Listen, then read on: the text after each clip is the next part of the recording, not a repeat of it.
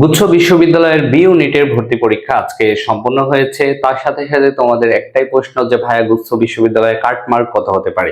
তো কাটমার্ক কত হতে পারে, বিগত বছরগুলোতে কত ছিল, এই বিষয়টা নিয়ে আমি তোমাদের সাথে বিস্তারিত আলোচনা করব।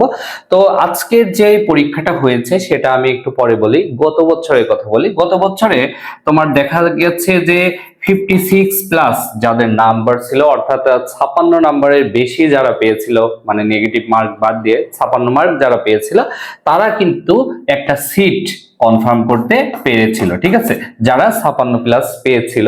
কিন্তু এবছরে আমি তোমাদেরকে আরো বিস্তারিত ভাবে বলতে চাই। দেখো যে গত বছরগুলোতে মৌলিক জিকে ছিল কিন্তু, ঠিক আছে। আমার সাজেশন যারা ফলো করেছে তারা কিন্তু জানো যে আমি মৌলিক জিকে পড়া নিয়ে অতটা উৎসাহিত তোমাদেরকে করি নাই। আমি তোমাদেরকে মৌলিক জিকে থেকে বলেছিলাম যে 3 থেকে 4 মার্ক আসবে, ঠিক আছে। তো আমাকেও কিন্তু ভুল প্রমাণ করে দিয়েছে। মৌলিক জিকে থেকে তুমি যদি ধরো, ওখানে আমার তো মনে হয় একটা প্রশ্ন আসছে মৌলিক জিকে থেকে, ঠিক আছে। বাদ বাকি 29টা প্রশ্নই কিন্তু একদম সাধারণ জিকে থেকে আসছে। আমি এই বিষয়টাই তোমাদেরকে, আমার যে সাজেশন গুলো আছে সেগুলো দেখলেই বুঝতে পারবা, এই বিষয়টাই তোমাদেরকে বোঝানোর চেষ্টা করেছিলাম। তো যাই হোক, দেখো এই যে মৌলিক জিকে নিয়ে যারা বেশি চিন্তায় ছিল তারা কিন্তু যারা মানে মৌলিক জিকেটা পড়াশোনা করছো এই কয়েকদিন খুব ভালোভাবে, তারা কিন্তু দেখা যাচ্ছে ধরাও খেতে পারো। কারণ দেখা যাচ্ছে তোমার অন্য যে পড়াগুলো ছিল ওইগুলা এইটার জন্য ফোকাস দিতে পারো নাই। কিন্তু যারা বিশ্বাস রেখেছিলে যে মৌলিক জিকে থেকে তেমন প্রশ্ন আসবে না, তারা কিন্তু আশা করছি ভালো করেছো।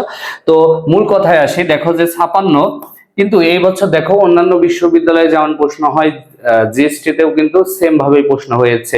এখানে বাংলায় একটা স্ট্যান্ডার্ড প্রশ্ন করছে, ইংলিশে স্ট্যান্ডার্ড প্রশ্ন করছে। ইংলিশের কথা যদি বলি, দেখো যে ওখানে ভোকাবুলারিটাই তোমাদেরকে বেশি ফোকাস দিতে বলছিলাম। দেখছো ভোকাবুলারি থেকে কিন্তু প্রচুর প্রশ্ন আসছে। সো যারা এইগুলা ফলো করছো তারা তো ভালো করবা।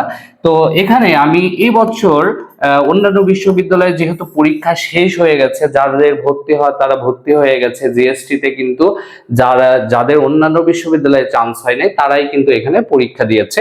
তো সেই অনুপাতে এই বছর আমরা 58+, ঠিক আছে, 58+ মার্ক তোমাদের কাট মার্ক হিসাবে ধরতে পারি। যারা 58+ মার্ক পাবে মনে হচ্ছে, পরীক্ষাটা যখন দিয়েছো তখন তো তোমাদের বুঝতেই পারছো যে প্রশ্নটা মিলাই যে কত মার্ক পাবা। তো যারা 58+ মার্ক পাবে তাদের জন্য সুখবর, তারা একটা সিট কনফার্ম করতে পারবে, ঠিক আছে। এটাই ছিল মূল কথা, যে কাট মার্ক 58+ হতে যাচ্ছে। আর আমাদের সেকেন্ড টাইম ব্যাচ শুরু হচ্ছে। যারা মনে করছো যে গুচ্ছতে তোমার হয় নাই, বা তুমি যে কোচিং এ ছিলে সেখান থেকে তোমার প্রপারলি গাইডলাইনটা তুমি পাও নাই, তারা আমাদের এই সেকেন্ড টাইম ব্যাচে ভর্তি হতে পারো। আর বিশেষ করে সেকেন্ড টাইমারদের সব থেকে বড় জায়গা কিন্তু রাজশাহী বিশ্ববিদ্যালয়ের আইন বিভাগ। আর আমরা রাজশাহী বিশ্ববিদ্যালয়ের আইন বিভাগে পড়ি, সুতরাং আমরা এতটুকু কথা দিতে পারি যে রাজশাহী বিশ্ববিদ্যালয়ের আইন বিভাগে পড়তে হলে কিভাবে তোমাকে পড়তে হবে, কিভাবে তোমাকে প্রস্তুতিটা নিতে হবে, সেটা আমরা অন্যদের থেকে খুব ভালো জানি। সুতরাং যারা সেকেন্ড টাইম ব্যাচে ভর্তি হতে চাও তারা আমাদের সাথে যোগাযোগ করবা।